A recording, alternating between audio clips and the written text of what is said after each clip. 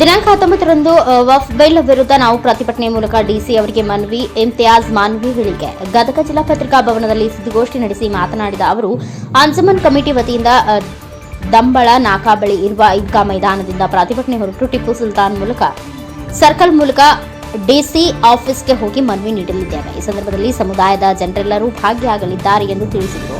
Cameraman Jagadish ಜೊತೆ Ashok Hugar, NKS TV4 news, Gadag. ಒಂದು ಜಾಥಾ ಅಥವಾ ಧರಣಿ ಪ್ರೊಟೆಸ್ಟ್ ಏನು ಮಾಡ್ತಾ ಇದೆ. ಈ ಸಂದರ್ಭದಲ್ಲಿ ನಮ್ಮ ಪತ್ರಿಕಾ ಮಾಧ್ಯಮದವರಿಗೆ ನಾನು ಸ್ವಾಗತವನ್ನು ಕೋರುತ್ತೇನೆ. ಎಲ್ಲ ಪತ್ರಿಕಾ ಮಾಧ್ಯಮದವರಿಗೆ ಮತ್ತು ಅಂಜುಮನ್ ಇಸ್ಲಾಂ ಸಂಸ್ಥೆಯ ಅಧ್ಯಕ್ಷರು ಮತ್ತು ಸರ್ವ ಸದಸ್ಯರಿಗೆ ಈ ಸಂದರ್ಭದಲ್ಲಿ ನಾನು ಸ್ವಾಗತವನ್ನು ಕೋರುತ್ತಾ ನನ್ನ ಸ್ವಾಗತ ಭಾಷಣ ಮುಗಿಸುತ್ತೇನೆ. ಅಂಜುಮನ್ ಇಸ್ಲಾಂ ಸಂಸ್ಥೆ ಹಾಗೂ ನಮ್ಮ ಸಮಾಜದ 19/4/2025 ಶನಿವಾರ ದಿನ ಕೇಂದ್ರ ಸರ್ಕಾರದ ಒಂದು ಕರಾಳ ವಕಫ್ ಕಾಯ್ದೆ ವಿರೋಧಿಸಿ ಒಂದು ಬೃಹತ್ ಪ್ರತಿಭಟನೆ ಹಮ್ಮಿಕೊಂಡಿದ್ವಿ. ಆ ಒಂದು ಪ್ರತಿಭಟನೆಯ ಮುಳುಗುನ್ನಾಕದ ಶಾಹಿ ಈದ್ಗಾ ಮೈದಾನದಿಂದ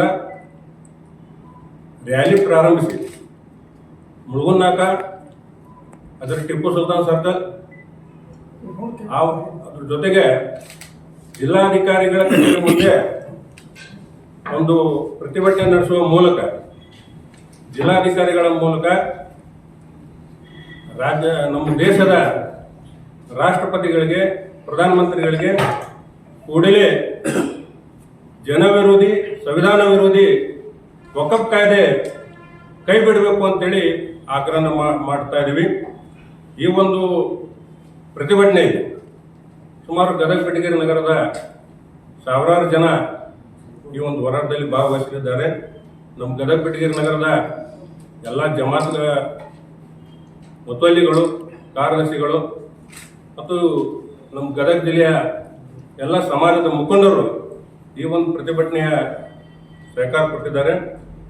ನಮ್ಮ ಮುಖ್ಯವಾಗಿ ಉದ್ದೇಶ, ವಕಫ್ ಕಾಯ್ದೆ ಸುಮಾರು ದಶಕಗಳಿಂದ ಒಂದು ಧಾರ್ಮಿಕ ಸಂಸ್ಥೆ, ಆ ಸಂಸ್ಥೆಯಲ್ಲಿ ಬಂದಂಥ ಆ ಸಂಸ್ಥೆಗಳ ದೇಖರೇಖೆ ಮಾಡ್ತಕ್ಕಂಥದ್ದು, ಆಮೇಲೆ ಅದರ ಅಭಿವೃದ್ಧಿ ಮಾಡ್ತಕ್ಕಂಥದ್ದು ವಕಫ್ ಕಾಯ್ದೆ ಇದೆ. ಆ ವಕಫ್ ಕಾಯ್ದೆ ವಿನಾಕಾರಣ ಉದ್ದೇಶಪೂರ್ವಕವಾಗಿ ಒಂದು ಸಮುದಾಯಕ್ಕೆ ಗುರಿಯಾಗಿ ಇಟ್ಕೊಂಡ್ಕೊಂಡು ಒಂದು ಸಮಾಜದ ಒಂದು ಏಳಿಗೆಯ ವಿರುದ್ಧವಾಗಿ ಒಂದು ಸಮಾಜದ ತುಳಿಯುವಂಥ ಒಂದು ಪ್ರಯತ್ನ ಈ ವಕಫ್ ಕಾಯ್ದೆ ಆಗಿದೆ. ಈ ವಕಫ್ ಕಾಯ್ದೆ ಮಾನ್ಯ ಪ್ರಧಾನಮಂತ್ರಿಗಳು ಮತ್ತು ನಮ್ಮ ರಾಷ್ಟ್ರಪತಿಗಳು ಕೂಡಲೇ ಈ ಕರಾಳ ಕಾಯ್ದೆನ ತಾವು ಕೈ ಬಿಡಬೇಕು ಅಂತೇಳಿ ಪ್ರತಿಭಟನೆ ಮೂಲಕ ಆಗ್ರಹಿಸ್ತಾ ಇದ್ವಿ. ಸುಮಾರು ದೇಶಾದ್ಯಂತ ಎಲ್ಲ ಕಡೆನೂ ಈ ಒಂದು ಕರಾಳ ಕಾಯ್ದೆ ವಿರುದ್ಧ ಹೋರಾಟಗಳಾಗ್ತಾ ಇದೆ, ಪ್ರತಿಭಟನೆಗಳಾಗ್ತಾ ಇದೆ. ಆದರೂ ಕೂಡ ಈ ಒಂದು ಸಮುದಾಯಕ್ಕೆ, ಈ ಸಮುದಾಯದ ಹೋರಾಟಗಳಿಗೆ ಆದ್ಯತೆ ನೀಡದೆ ಕೇಂದ್ರ ಸರ್ಕಾರ ಈ ಕರಾಳ ಕಾಯ್ದೆಗೆ ಅಂಕಿತ ಕೊಟ್ಟು 11ನೇ ತಾರೀಕಿಂದ ಏಪ್ರಿಲ್ 11ರಿಂದ ದೇಶಾದ್ಯಂತ ಈ ಕಾಯ್ದೆ ಜಾರಿಗೆ ಬಂದಿದೆ ಅಂತೇಳಿ ಘೋಷಣೆ ಕೂಡ ಮಾಡಿದ್ದಾರೆ. ಅದನ್ನು ನಾವು ಖಂಡಿತವಾಗಿ ಅಂಜುಮನ್ ಇಸ್ಲಾಂ ಸಂಸ್ಥೆಯಿಂದ ಖಂಡಿಸ್ತಾ ಇದ್ದೀವಿ.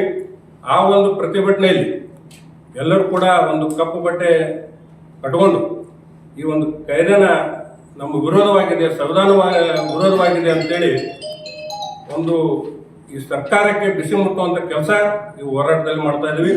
ಅದರ ಜೊತೆಗೆ ಏನು ಮೊಹಮ್ಮದ್ ಪೈಗಂಬರ್ ಬಗ್ಗೆ, ಅದರ ಮೊಹಮ್ಮದ್ ಪೈಗಂಬರ್ ವಿರೋಧವಾಗಿ ಅವಹೇಳನ